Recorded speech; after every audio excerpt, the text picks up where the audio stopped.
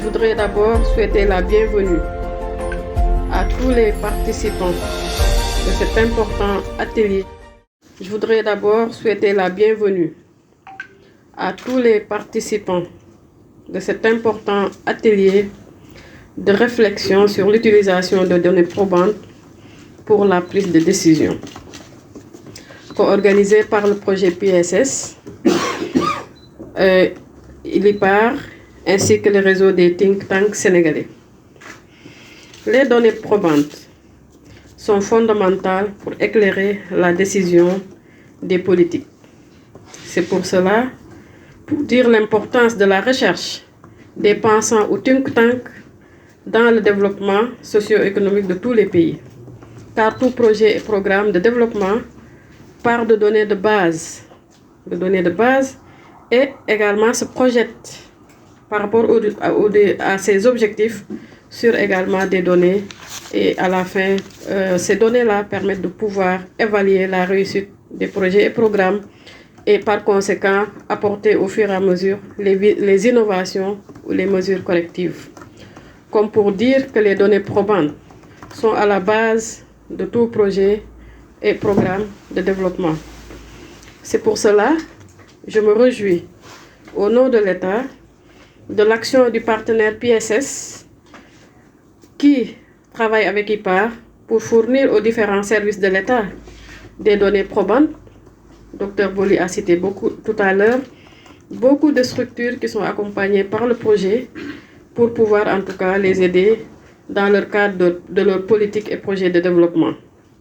Ainsi, je remercie IPAR qui dirige ces travaux de cet important atelier, mais également IPAR aujourd'hui, je pense, est connu aujourd'hui sur le terrain du développement pour ses nombreuses contributions, en tout cas intellectuelles, dans les politiques de développement, notamment agricoles. Je remercierai aussi le projet PSS qui accompagne l'État, comme il l'a dit tout à l'heure, en particulier au nom de l'ANA, pour nous avoir accompagnés depuis 2 ans, en tout cas à travailler, à disposer de données de base solides, fondamentales pour le développement durable de l'aquaculture. Donc, Dr Boli, je vous remercie pour l'accompagnement. Dans le cadre de l'accompagnement des partenaires de ce projet, on a considéré en partenariat avec eux qu'il était important aujourd'hui de mettre ensemble les différents acteurs pour évaluer la manière dont on doit contribuer à mobiliser les évidences scientifiques pour éclairer les décisions politiques. Et cela est un élément extrêmement important pour nous en tant que think tank, parce que nous considérons que souvent les décisions qui ne sont pas basées sur des évidences peuvent être des décisions à problème. Parce que quand on prend une décision dans la précipitation ou quand la décision n'est pas éclairée, malheureusement, il peut y avoir on peut arriver à avoir justement une décision qui est irréversible et finalement les conséquences sont désastreuses. Et vous savez ce qui s'est passé avec la brèche de Saint-Louis, où une décision politique n'a pas été basée sur des évidences et a entraîné des problèmes effectivement. Maintenant, l'autre élément, c'est qu'aujourd'hui, nous sommes dans une perspective d'institutionnaliser cette approche en considérant que les décideurs en ont besoin, la société civile en a besoin, mais aussi le secteur privé en a besoin. Donc comment mettre ensemble les différents acteurs pour voir les forces de la manière dont ils sont en train de recourir à des évidences, les limites qu'il y a, qu'on constate, et aussi les possibilités justement de croiser ces regards pour tirer les enseignements qui pourront aider d'abord le réseau des think tanks du Sénégal, mais aussi aider les décideurs politiques à baser leurs décisions sur des évidences. Voilà un peu l'objectif de notre rencontre. On aura des panels d'experts tout à l'heure justement qui vont confronter ces regards. Mais après, on aura un panel politique où les décideurs politiques vont dire maintenant, à partir de maintenant, comment, sur la base de ce qu'ils ont entendu et de leur expérience, ils pourront maintenant aller de l'avant pour qu'on aille vers l'institutionnel. Une donnée probante, c'est une donnée, pour parler en langage qu'on a l'habitude de dire, c'est le contraire du wax sa khalat. C'est-à-dire que c'est une donnée qui est basée sur la science. Parce que vous savez, souvent, il y a beaucoup de fake news aujourd'hui. Vous avez les réseaux sociaux qui sont utiles, mais en même temps qui sont source de problèmes, parce que chacun peut mettre tout ce qu'il veut là-dessus. Et l'intérêt d'avoir des données qui proviennent de la science, c'est qu'on sait que la science, elle n'est pas partisane. La science doit pouvoir trancher les débats et montrer c'est quoi la meilleure décision possible dans tel contexte en tenant compte de telles ressources.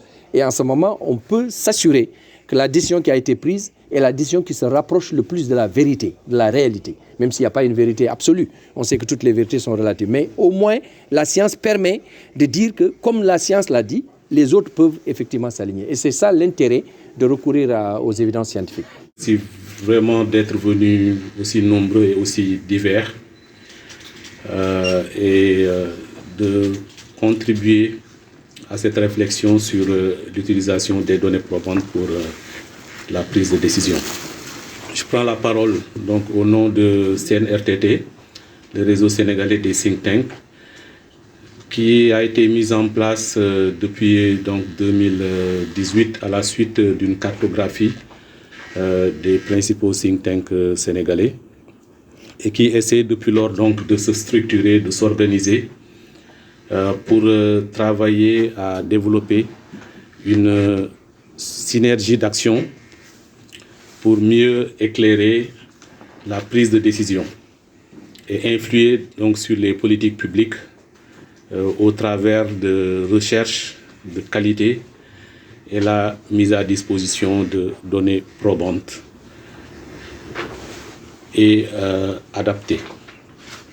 Donc c'est heureux qu'on puisse pousser cette réflexion.